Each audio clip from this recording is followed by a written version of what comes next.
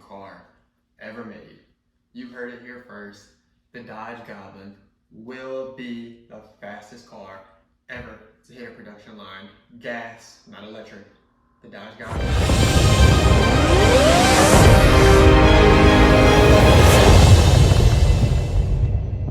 Let's stop the video and thank today's sponsor, you guys.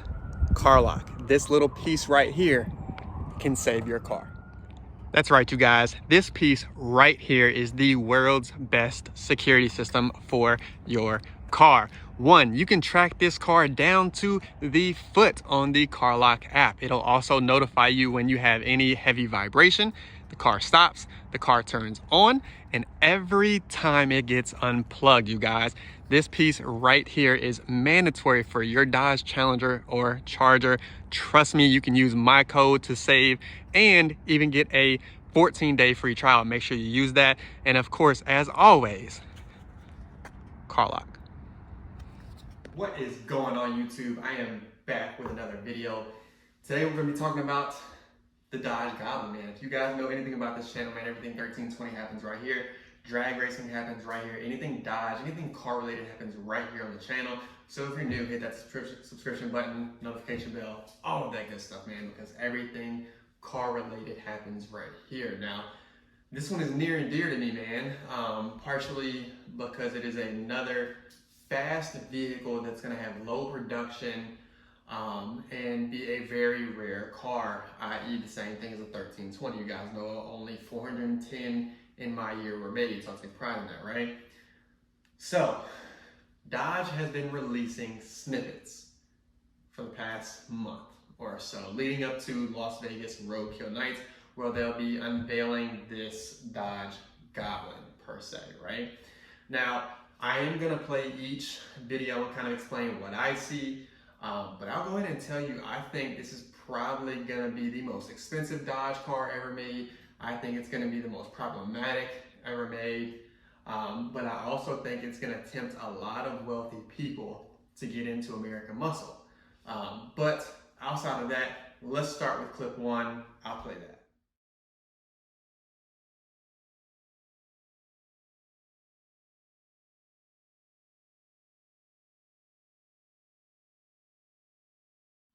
All right, so as you can see, it is a leprechaun hooked up to an IV with what looks to be like some yellow additive, right? To me, that screams Flex Fuel E85 right away, you guys. They do have a few engines already out there that do have Flex Fuel capabilities from their crate engine package. You know, so Dodge is capable of doing it. You guys know my 1320 actually runs on E85, but I had to do a bunch of things just to be able to run it. And with a lot of these blower cars, you have to be very careful. Obviously, my car is naturally aspirated, right? So for me, obviously, knowing the amount of power this is going to have, it's going to have a supercharger, right? But obviously with this video, again, it just screams E85. It screams Flex Fuel, which is something new from the dealership, from Dodge for these muscle cars, which is obviously going to add just that much more power, run the engine a little bit cooler, and again, allow for more power, which you guys can see in the Leprechaun video. Obviously, he gets juiced up to this bigger, more, freakier character, right? That's what I got from teaser number one.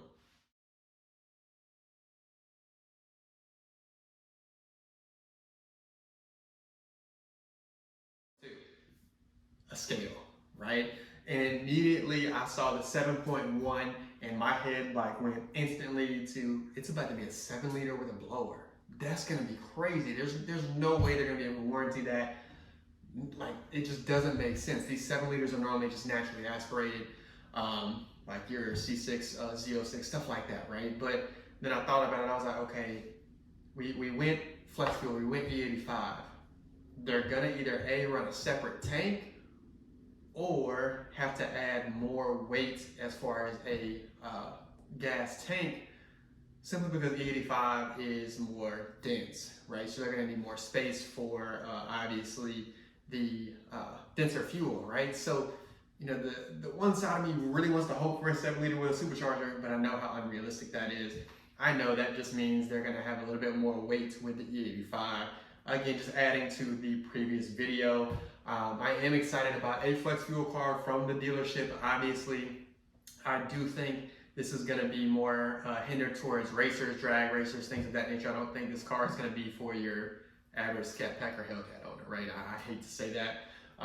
Partially, the reason I believe that is they're inviting every demon owner out to not only race, but to see the unveiling. So Demonology, Racer X is going out there. I know he doesn't own a demon, but really big in the Dodge community. My guy Preston, I actually know him personally. That is your chief donut maker, will be out there. And a few others, I'm really excited to see. But again, that scale just shows me that, again, that littler person, which is your E85, moving up in weight to that 7.1. I just think that's another reference towards the E85, right? Let me know what you think. Again, my instant thought was 7 liter, right? But knowing what I know about E85, since my car is on E85, it is a little bit denser and it's gonna, add some weight, right? But that is me personally. Again, that's just kind of seeing things. I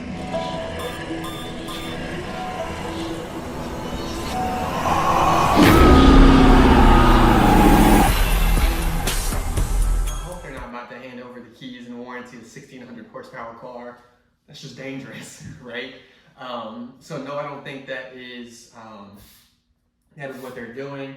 That number has to do something with the engine, has to do something with airflow, has to do something with, I even thought like drag times, all sorts of things, right? And then I actually watched a good friend of mine, Racer X, one of his videos, and it kind of made sense that the 1582 is the CFN, the cubic feet per minute, or the amount of air that can go through the engine. And then I reached out to the Power Brokers of Austin for a direct connection. I actually met him at the YouTube event down in Dallas. If you guys don't know, that is going down April 8th, the day for my birthday. Make sure you get out there. Crazy event with Demonology and Dogmaster, right? But then you also see there is 3.02 and the other number that sits there, right? The 105 for me is simple. I think that's throttle body size, right? I do know of a few crate engines that have the 105 millimeter throttle body already. And I think they're just adding on to, and I looked it up, the C170 is the engine that has the E85 with the 105 millimeter throttle body, right? So I do think that may be the basis for it, what they're basing this this Goblin off of, right? Which is one of their crate engines. And so for me, that 105 millimeter throttle body and your two numbers in parentheses, at first I did think, and I'm gonna post a DM between me and one of my homeboys where I was like, you know what, it's gonna be a 426 with a 3.0 Whipple, right? I think they're gonna switch over to a Whipple and actually use something a little bit different. But then again, I watched Racer X video and I saw where he actually got to talk with somebody at SEMA, and it was a 3.02 or 3.01 supercharger from IHI.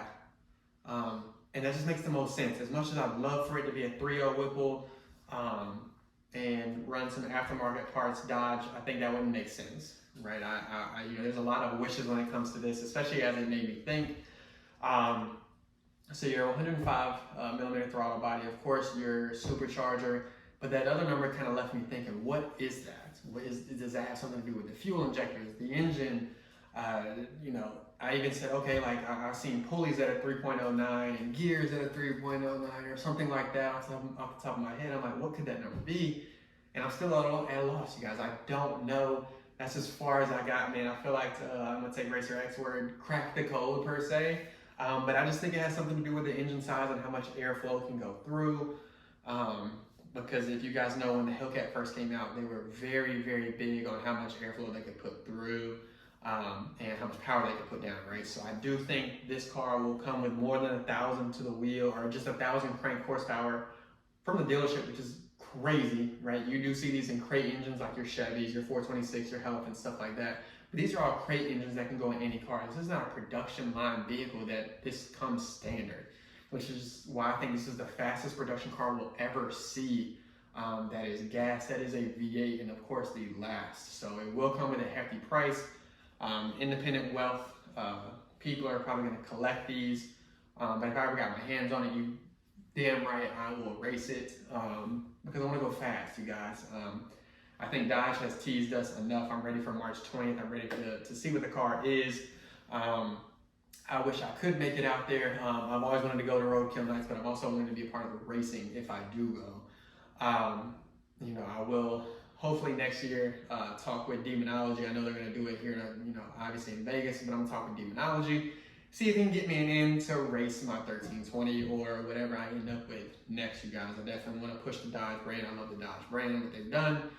But that is what I get from those 3 kind of teaser videos. Dodge loves to kind of just give you enough to leave you thinking and kind of anticipating.